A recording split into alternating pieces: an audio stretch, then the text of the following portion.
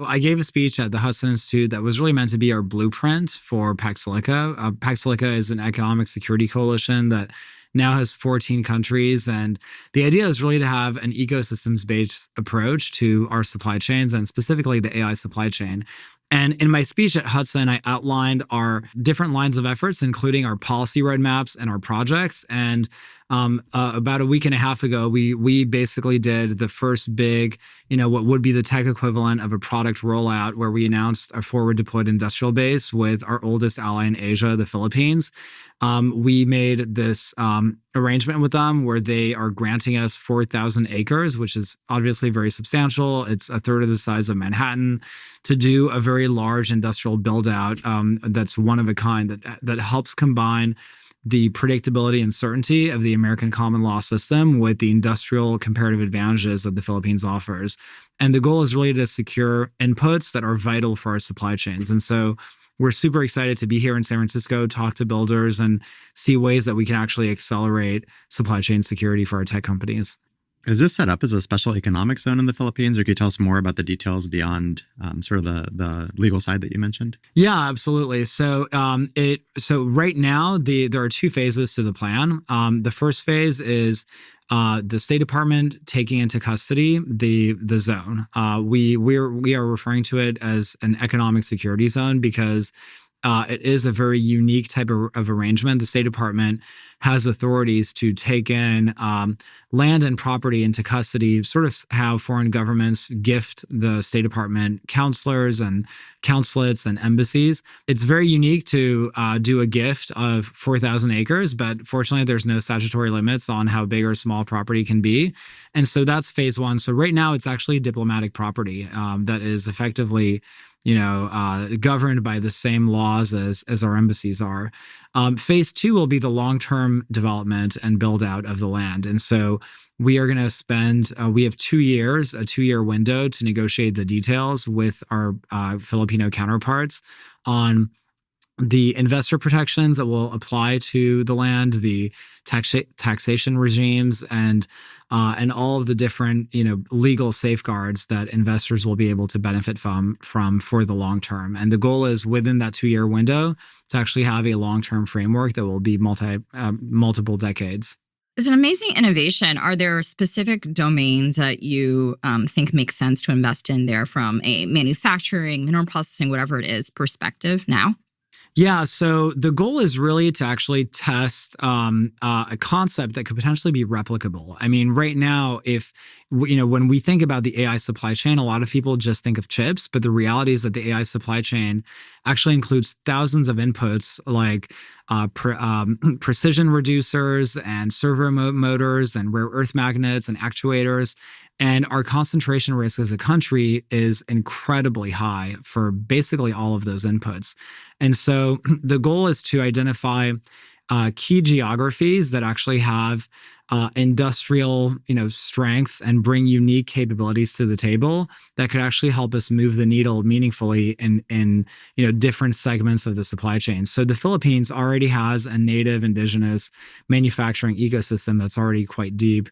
It's our oldest ally in Asia, so we have a very deep values alignment with the Philippines, and so we think that the nexus between the values alignment combined with their industrial advantages actually makes for a very compelling value proposition for a lot of companies. We're talking with a number of companies focused on the robotics supply chain. As you guys know, living out here, and I'm sure you guys include robotics companies in your portfolio, but the robotics supply chain, robotics is an incredibly promising industry that really is poised to change a lot of things in manufacturing as well as in people's daily lives. And the supply chain is right now completely dominated by China. And so that's an area where where we're particularly interested in potentially making a bet on. When most people hear economic security policy, one of the first things they think of is the Belt and Road Initiative. How would you contrast, your strategy and the State Department strategy here with that approach?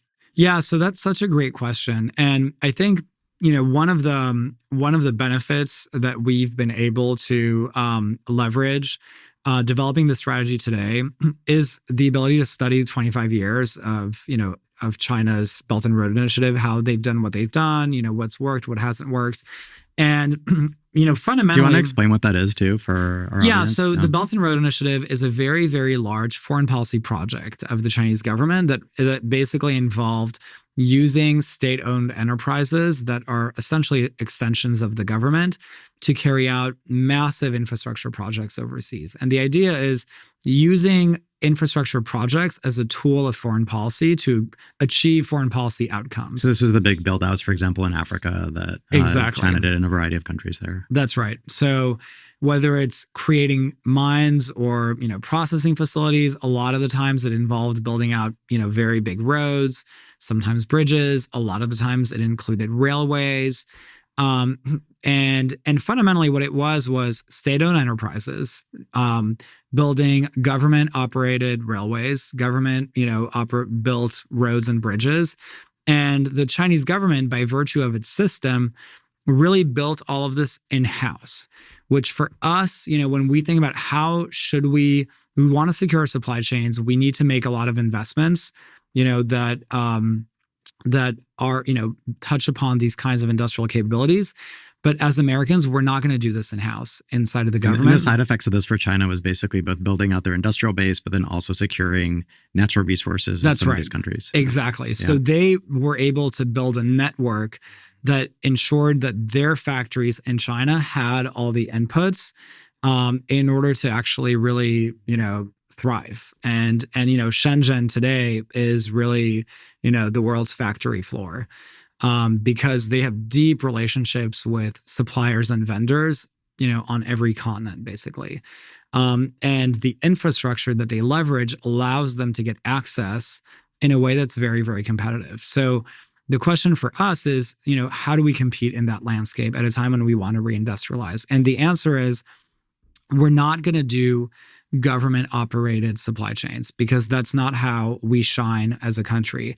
And sort of where we've landed is our superpower is really our private sector and our companies. And it's sort of the old Steve Jobs quote that, American products enchant and delight users around the world by the billions. And that's how, that is our edge as a country. And so how do we, adopt a product-based, a product-centric approach to, our foreign policy where we can actually use that kind of approach to achieve foreign policy outcomes.